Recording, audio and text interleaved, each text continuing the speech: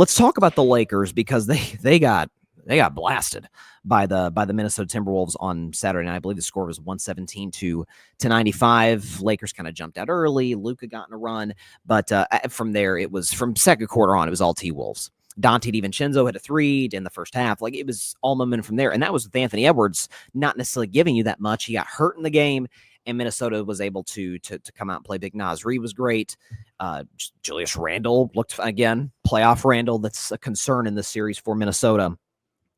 I don't think this is an area of concern for the Lakers, and there's a couple of reasons for this. Number one, J.J. Redick's first game as an NBA head coach in the playoffs. So J.J. Redick's played in the playoffs quite recently, I might add. I think he played as recent as like 2019 in the playoffs, so it's not been that long ago for him. But coach of the playoffs, different animal. And Chris Finch, I used to be pretty hard on Chris Finch. I think I had reason to. He's gotten better over the last few years as a coach. Chris Finch has been there before. Minnesota Timberwolves have been in the playoffs the last 3 years, so that this is not new for them. And so, at least in game one, there's that advantage. There's the element of, okay, LeBron, Luka, I still think they're trying to figure it out a little bit. Keep in mind, this trade happened 2.5 months ago, not last offseason. And so, but to me, the main catalyst, the main reason that I'm not concerned about the Lakers, at least right now in this series, is we've known it's the biggest cliche in the NBA playoffs, but it's true. And I liken it to, remember during the Patriots dynasty when, I mean, they won 6 out of 9 Super Bowls. Brady won six championships and 9 Super Bowl appearances in New England before the one in Tampa. But it was so funny. You'd watch them every game, every Super Bowl, and it's like, why do they never score in the first quarter? Matter of fact, I think Brady threw an early touchdown to Gronk in the Tampa Super Bowl, and I think they said it was like the first touchdown or touchdown thrown or touchdown scored, whatever, that Brady had scored in a Super Bowl in the first quarter ever. I'm like, man's been there 10 times. This is the first time he did it? Because Tom and Bill, veterans, been there, done that. We're going to feel out the first quarter. See, the Atlanta Falcons never been there before. Rams never been there before. Seattle had been, so a little bit of a different story there. But, some of these teams have never been there before. Carolina Panthers back then, we're going to feel the game out, see what's up, see what they want to do, get a feel for what's going on, make in-game adjustments, make halftime adjustments, and then go be the clutchest team in probably NFL history in the second half. LeBron James in game 1 of the playoffs. Particularly, too, I went back and looked. We talk about the LeBron feel-out game, and we hear about that, but it's a real thing.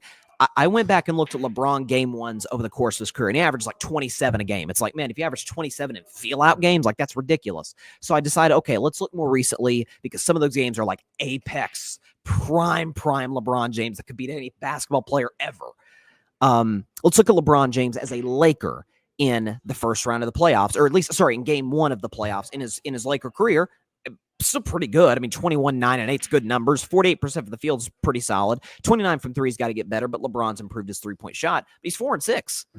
He's 4-6 in the playoffs. This is now his 3rd straight game 1 loss, 2 to Denver and now to Minnesota. So this is not foreign for LeBron and the Lakers.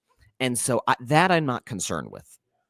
What needs to improve, there's 2 things that need to improve drastically for the Lakers if they want to respond in game 2, get back in the series, and put themselves in a position to win. Number 1, Austin Reeves has to show up. And the thing that was the only concern I had about the Lakers coming into the series, the only major one, and the one I have for them in the playoffs, is I said the Lakers and Timberwolves are the reverse of each other. The Timberwolves' best defensive players, best offensive players are... the Lakers' best defensive players are kind of a liability offensively. Outside of Dorian Finney-Smith. Dorian Finney-Smith can hit the perimeter three-point shot, dish from Luka. He can hit those shots. He got a chemistry with Luka, obviously, from Dallas back in the day. But Jared Vanderbilt is a 0 on offense, okay? Jackson Hayes, no. Some of these guys cannot they can defend. They cannot get good looks for themselves offensively without serious work from LeBron or Luka. Austin Reeves has got to step up, because best defender is going to take Luka Doncic. That's probably going to be Jaden McDaniels, who had a good game in game 1. Second best defender is going to take LeBron. Austin Reeves has to win his matchups in these playoffs. This is the first time I talked about this. We did a Twitter Spaces at the Grid, and we're going to be doing more of those moving forward. So definitely follow the Grid on X. We did a Spaces during some of the games on Saturday. I think this was we were talking about this during the Knicks and Pistons game, and we got to talk about the Lakers. And I said, this is the first time in Austin Reeves' career where, at least post rookie season, where he is the number 3 on ball option. Not the first time he's been the third best player on the team. He's been the third best player on the team for the last few years. But Anthony Davis was an on the ball scoring threat. You had to throw the ball at AD in the post or high post, free throw line, let him do his thing. LeBron obviously can create his own shot with ease. So can Luka now.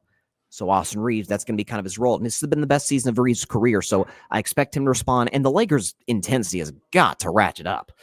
Again, I think this was a little bit of Minnesota, nobody believes in us. Everybody's picking the Lakers. Okay, we'll show you, combined with the LeBron feel-out game, and that's a recipe for disaster in a one-game setting for the Los Angeles Lakers. So kudos to Minnesota. And Edwards, I swear, this, there's a reason folks talk about this guy being the potential face of the league soon. And listen, post Bron and Steph, because we know those are the two guys right now. There's a number of candidates. Wemby could be it. Heck, Luka could be it. And Edwards is just not just the charisma, but what he does, especially for such a young player. I know this is year 5, but I think he was a teenager when he got drafted out of Georgia by the T-Wolves in 20. So he's still a young man. Even if he's not scoring, and he had the best scoring year of his career, averaged 27 a game, I would have voted him first team All-NBA. But even if you take away his scoring, and he missed some time due to injury in this game, you feel when he's on the floor. He gets teammates involved. Like Jason Timpf, who's a great podcaster, great job breaking down basketball. I highly recommend you check out his podcast. I heard him talking about the other day that Anthony Edwards was the most blitzed player in the NBA this season. And Jason Timpf's, theory for this is defenses don't think he can beat guys with his passing ability. And that's been a concern of the course of his career, but I feel like he distributed the ball well. He obviously can rebound. He plays his arse off on the defensive end. We can score with ease. So listen, that's a dude you want to be certainly the face of your franchise. For the T-Wolves, you've got your guy. You tried Wiggins, Cat, good players to varying degrees, but not a dude who can say, okay, this is my squad. Y'all gonna follow my lead, and we're gonna get the job done in a game 1 in Los Angeles when nobody thinks we can win. So listen, Anthony Edwards is one of the funnest watches in the league. And listen, I'm curious what Minnesota's, because if you remember a year ago, they took that game 1 in Denver in the second round. That was when everybody thought the Nuggets were going to beat the T-Wolves in the second round. And then they walk in there in game 2 and beat them again. It's like, oh my gosh, the defending champions. Denver reels off 3 straight, and then Timberwolves come back and win that series in 7. I expect the Lakers to come out with their hair on fire in game 2. First of all, that's the type of coach JJ Redick is. I'm going to be curious to see Luka's effort on the defensive end. That'll be fascinating. I expect the Timberwolves to get Luka into a lot of pick and rolls. That is the bread and butter on how to beat the Los Angeles Lakers. They don't have size, and Luka is a negative on the defensive end.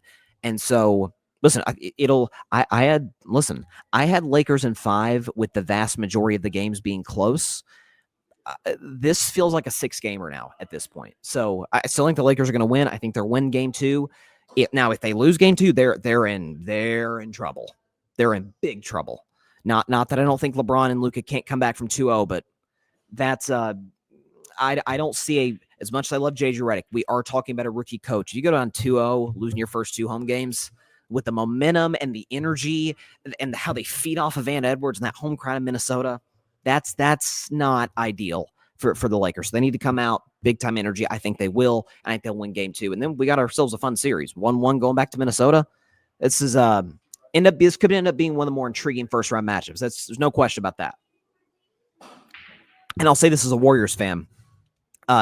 Nothing would make me happier, because I do believe we'll get Warriors and Lakers in round 2.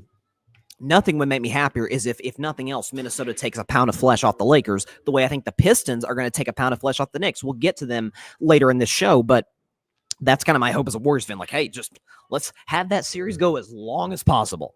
So game 2 is a must win for the Lakers. They can't. I don't think they can win this series if they don't take game 2. I think they will take game 2 comfortably.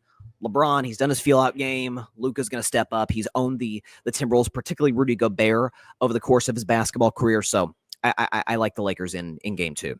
Thanks so much for watching the show on YouTube, and be sure to go click that big red subscribe button and check out the other clips and full shows from Carving It Up Live, as well as our other incredible content creators here on the Grid Network.